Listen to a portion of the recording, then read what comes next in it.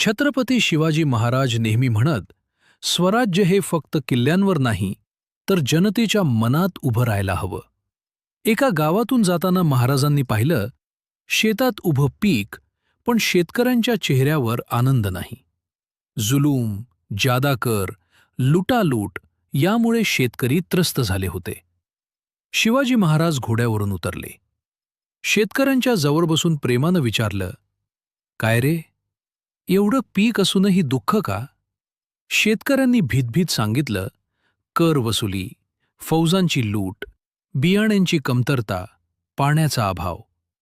महाराज शांतपणे सगळं ऐकत राहिले.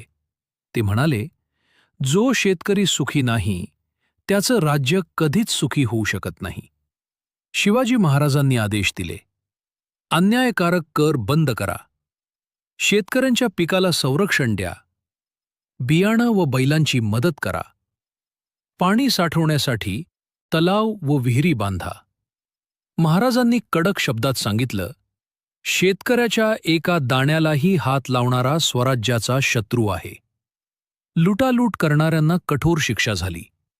काही महिन्यातच गाव बदललं. शेतं हिरवीगार झाली. शेतकऱ्यांच्या चेहऱ्यावर हास्य आलं.